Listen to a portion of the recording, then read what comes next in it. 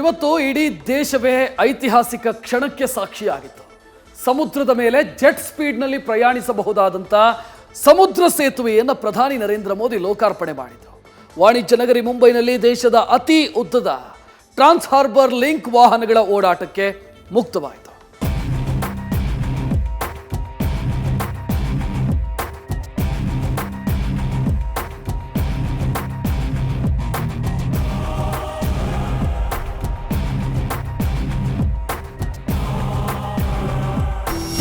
ಭಾರತದ ಅಭಿವೃದ್ಧಿಗೆ ಹಿಡಿದ ಕೈಗನ್ನಡಿ, ದೇಶದ ಆಧುನಿಕ ಸಂಪರ್ಕ ಸೇತುವೆಯ ರಹದಾರಿ. ಅದುವೇ ಇಂದು ಲೋಕಾರ್ಪಣೆಗೊಂಡಿರೋ ದೇಶದ ಅತಿ ಉದ್ದದ ಸಮುದ್ರ ಸೇತುವೆ ಅಟಲ್ ಸೇತು.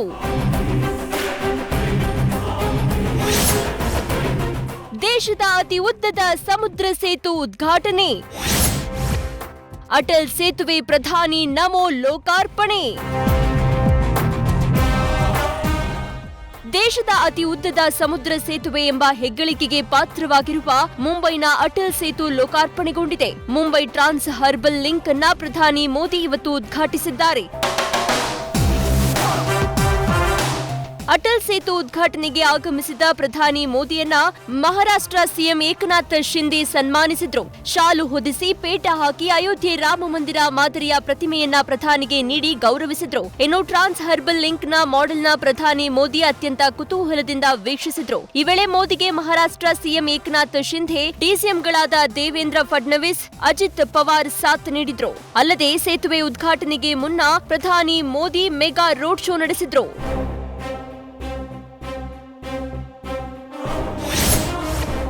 ಸಮುದ್ರ ಸೇತುವೆ ಮೂಲಕ ಪ್ರಧಾನಿ ಮೋದಿ ಪ್ರಯಾಣ.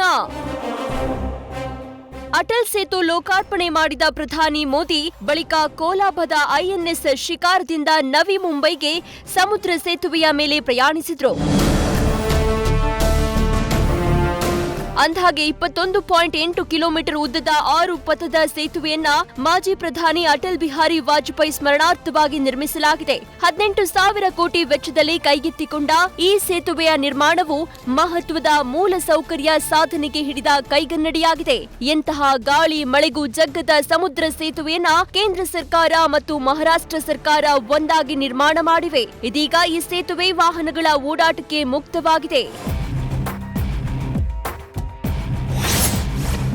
ಅಟಲ್ ಸೇತು ಮೇಲೆ ಬೈಕ್, ಆಟೋಗಳಿಗೆ ನಿರ್ಬಂಧ.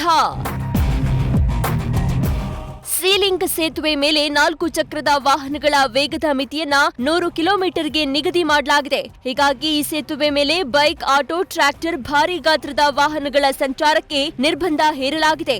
ಅಲ್ಲದೆ ಏಕಮುಖ ಸಂಚಾರಕ್ಕೆ 250 ರೂಪಾಯಿ, ದ್ವಿಮುಖ ಸಂಚಾರಕ್ಕೆ 375 ರೂಪಾಯಿ ಟೋಲ್ ದರ ನಿಗದಿ ಮಾಡಲಾಗಿದೆ. 1 ವರ್ಷದ ಬಳಿಕ ಟೋಲ್ ದರವನ್ನ ಮರು ಪರಿಷ್ಕರಣೆಯಾಗುವ ಸಾಧ್ಯತೆ ಇದೆ.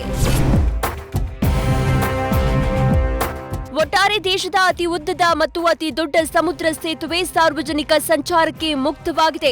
ಸುತ್ತಲೂ ಕಡಲು, ಅದರ ಮಧ್ಯೆ ಸೇತುವೆ, ಇನ್ನು ಸೂರ್ಯಾಸ್ತದ ವೇಳೆ ನೋಡೋಕೆ 2 ಕಣ್ಣು ಸಾಲದು. ಈ ಎಲ್ಲ ಅನುಭವ ಪಡೆದುಕೊಳ್ಳಲು ವಾಹನ ಸವಾರರು ತುದಿಗಾಲಲ್ಲಿ ನಿಂತಿದ್ದಾರೆ. News first bureau. News first ನಿರ್ಭೀತಿಯಿಂದ ನಿಮ್ಮ ಪರವಾಗಿ.